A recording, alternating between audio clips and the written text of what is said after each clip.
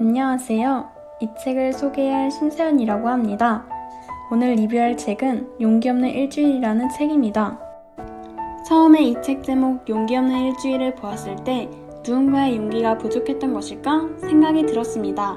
이 책은 소심하고 자기 주장을 잘 못하는 용기라는 아이가 반에서 왕따를 당하는 내용의 소설입니다. 작가는 실제로 왕따에 대한 사연을 듣고 이 책을 쓰게 되었다고 합니다. 한 아이가 엄마에게 우리 학교에서 아무도 상대해주지 않는 심각한 왕따가 있는데 나라도 그 애에게 친구가 되어줄까? 라고 물어보았지만 아이 엄마는 별 대수롭지 않게 그러다 너까지 왕따 당할라 그만두라고 말했다 합니다.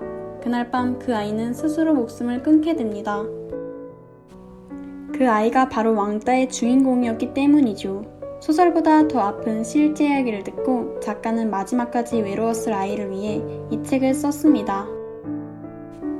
이 책을 잠깐 소개하자면 등장인물로는 용기, 보미, 치승, 재열, 재빈이와 학급 아이들과 선생님이 등장하게 되는데요.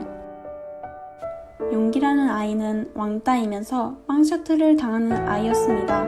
점심시간에 학교 앞 편의점에서 빵을 사오는 도중 교통사고를 당해 입원을 하게 됩니다.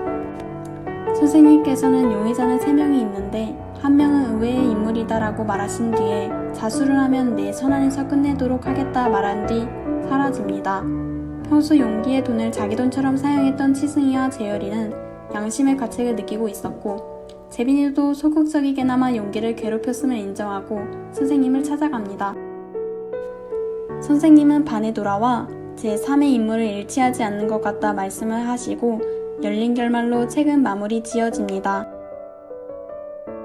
제3의 인물은 왕따를 방관하던 선생님 자신일 수도 있고 같은 반 아이들일 수도 있었던 것이지요. 누군가를 괴롭히는 일은 되스럽지 않게 일상적으로 일어나는 일이라 우리가 마음을 두고 지켜보고 보듬는 행동이 수반되지 않으면 결국 무서운 일이 일어날 수도 있다는 것을 암시하는 것이었죠. 그러나 등장인물 중에서는 그런 심오한 뜻을 간파한 사람은 없었습니다. 이 책을 보면서 피해자, 가해자, 방관자, 교사의 입장을 생각해 보았습니다. 왕따를 당하는 아이들은 대체적으로 수능형이거나 자존감이 낮은 경우가 많습니다. 그러다 보니 아이들의 괴롭힘에도 자기 주장을 하지 못하고 당하게 되는 경우가 많지요. 반대로 왕따 주동자들은 공감 능력이 떨어지는 경우가 많아 당하는 아이의 입장을 이해하지 않고 비도덕적인 일들을 시키는 경우가 많습니다. 가정적으로 문제가 있거나 억눌린 감정이 많은 아이들이지요. 옳고 그름을 잘 분별하지 못하는 특징을 보입니다.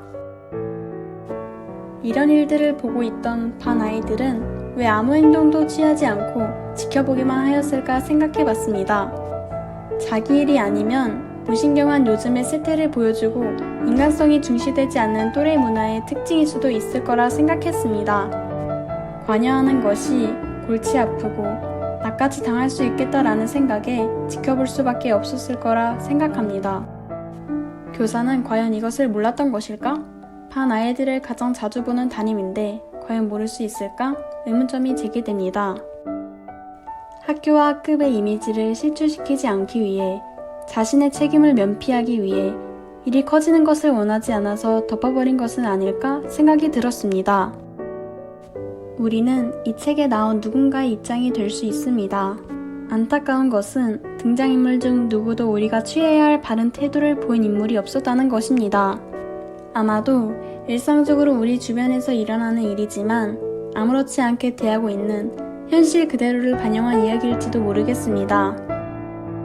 너무나 일상적이고 당연스레 일어나는 일들을 보여주며 스스로 돌아봐야 한다는 메시지를 담담하게 하고 있는 것이라 여겨집니다. 인간성이 상실되어가는 시대를 살아가며 우리 청소년들이 어떤 인성과 가치관으로 살아갈지 고민하게 됩니다. 또한 무엇을 가치 있게 여겨야 되는지 생각하게 됩니다. 시대가 바뀌고 인공지능 시대가 도래하고 발전한다고 한들 인간성이 사라진 세상이 행복할 것 같지는 않습니다.